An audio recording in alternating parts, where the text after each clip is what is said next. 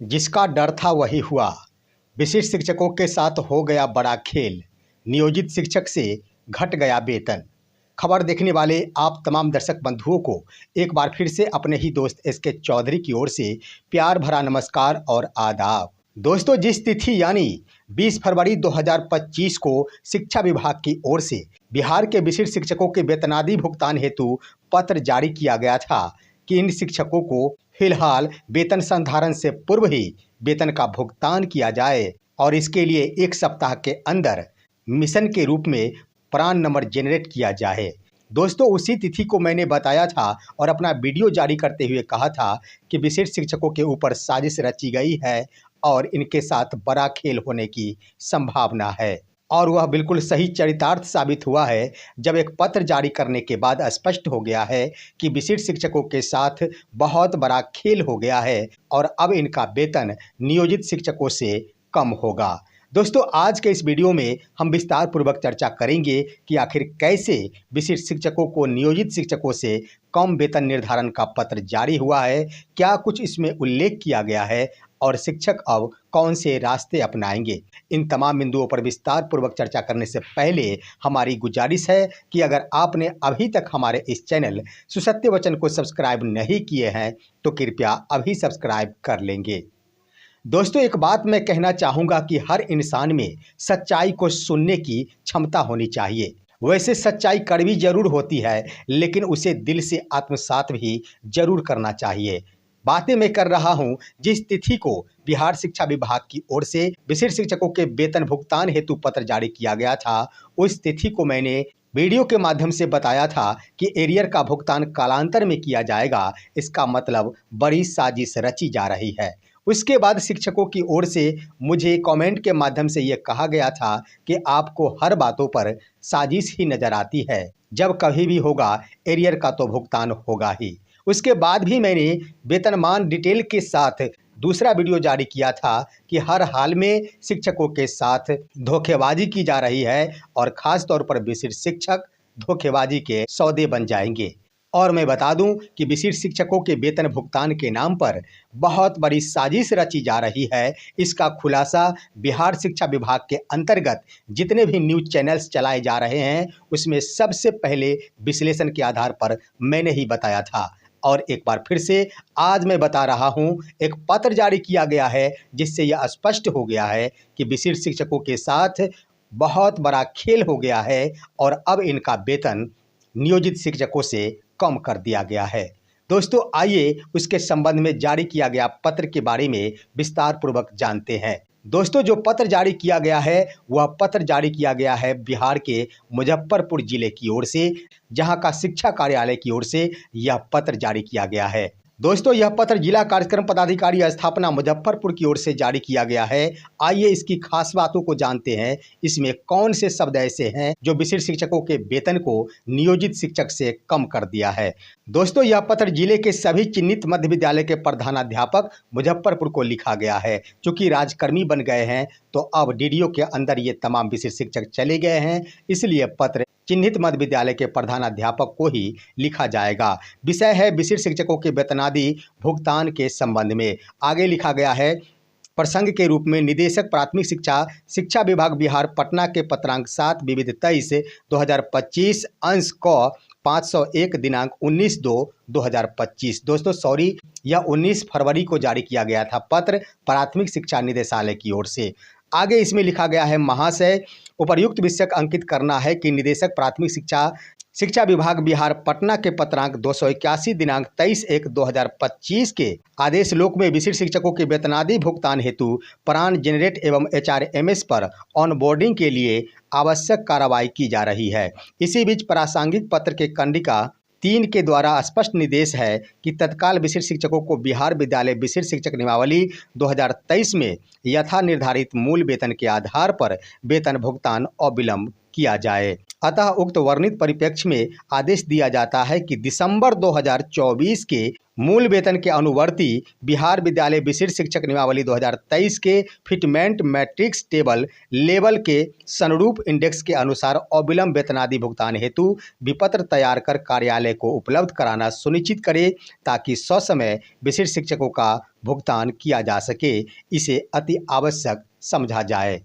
तो दोस्तों, आपने देख लिया इस पत्र में क्या कुछ उल्लेख किया गया है। आइए इसका मैं डिटेल करता हूं। सबसे पहले तो इस पत्र में इस बात का उल्लेख किया गया है कि 19 फरवरी को पत्र जारी किया गया, जिस पत्र के माध्यम से तमाम जिला शिक्षा पदाधिकारियों को यह आदेश दिया गया कि विशिष्ट शिक्षकों के वेतन भुगतान के क्रम में वेतन निर्धारण का कार्य समय कम रहने के कारण संभव नहीं प्रतीत होता है, इसलिए विशिष्ट शिक्षक नियमावली 2023 में निर्धारित मूल वेतन के आधार पर इनका वेतन का भुगतान किया जाए और शेष एरियर का भुगतान कालांतर में किया जा सकेगा। दोस्तों, इसके आधार पर यही आशाएं जताई जा रही थी कि शायद विशिष्ट शिक्षक नियमावली के तहत बेसिक ग्रेड के शिक्षकों के लिए 25,000 का वेतनमान निर्धारित किया गया है, उसी पर वेतन का भुगतान किया जाएगा। स्नातक ग्रेड के शिक्षकों के लिए 28,000 का वेतनमान निर्धारित किया गया है, उन्हें उसी के आधार पर भुगतान किया जाएगा। माध्यमिक के लिए 31,000 और उच्चतर माध्यमिक के लिए 32,000 मूल वेतनमान निर्धारित किया गया है। इसी के आधार पर उन तमाम विशिष्ट शिक्षकों का वेतन का भुगतान किया जा सकेगा। लेकिन ऐसा नहीं हुआ है। जो पत्र जारी किया गया उसमें आपने देख लिया कि इसमें स्पष्ट रूप से उल्लेख कर दिया गया है कि नियोजित शिक्षक के रूप में दिसंबर 2024 में जो वेतन प्राप्त हो रहे थे उसी के अनुवर्ती विशिष्ट शिक्षक नियमावली 2023 में प्रावधानित इंडेक्स का लाभ देते हुए इनके वेतन का भुगतान किया जाए। यानी दोस्तों, स्पष्ट कर दिया गया है कि दिसंबर 2024 के अनुवर्ती, इसका सीधा अर्थ हुआ कि दिसंबर 2024 में नियोजित शिक्षक को जो वेतनमान प्राप्त हो रहे थे उसी के अनुवर्ती वेतनमान यानी परिणाम स्वरूप वेतनमान के रूप में जो वेतन बनेंगे उसके आधार पर इनका वेतन का भुगतान किया जाए। अब यहाँ पर एक इंक्रीमेंट खा लिया गया। शिक्षकों का वेतन का निर्धारण दिसंबर में प्राप्त हो रहे वेतन के आधार पर ही होगा, चाहे वो शिक्षक 1 जनवरी 2025 को योगदान किए हो, चाहे वो 2 जनवरी को, चाहे 3 जनवरी को, चाहे 7 जनवरी तक क्यों न योगदान उनकी ओर से दिया गया हो।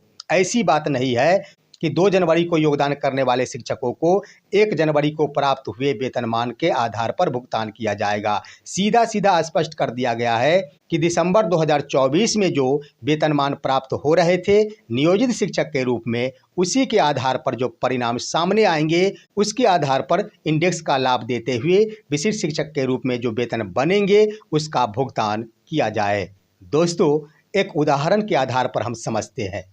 दिसंबर 2024 में वैसे नियोजित शिक्षक जो सबसे पूर्व बहाल हुए थे उनका बेसिक पे था 30,420 रुपये और विशिष्ट शिक्षक के रूप में 1 जनवरी को विशिष्ट शिक्षक नियमावली 2023 के आलोक में जो लेवल का निर्धारण होगा, जो इंडेक्स का लाभ मिलेगा वह होगा 30,750 रुपये। यानी 30,750 रुपये के आधार पर ही इनका बेसिक पे निर्धारित करते हुए इन्हें अन्य भत्ते जो 53% होगा डीए, आवास भत्ता के रूप में 5 से लेकर अन्य जो भी नगर या फिर ग्रामीण एरिया हो उसका लाभ दिया जाएगा। 1,000 रुपये उन्हें चिकित्सा भत्ता के रूप में दिया जाएगा। और डिडक्शन जो एनपीएस के तहत लागू होता है कि कर्मी के बेसिक पे और डीए में से 10% की कटौती की जाती है और सरकार की ओर से बेसिक पे और डीए का 14% एनपीएस अकाउंट में डाला जाता है।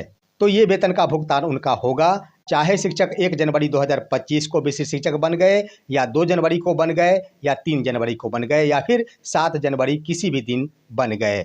यहाँ पर उन्हें कोई भी इंक्रीमेंट का लाभ नहीं दिया गया। लेकिन अगर वैसे शिक्षक जो नियोजित पद पर ही अभी फिलहाल कार्यरत है उनका भी वेतनमान दिसंबर 2024 में मूल वेतन के रूप में 30,420 रुपये थे, जो 1 जनवरी को उनका हो गया 31,330 रुपये।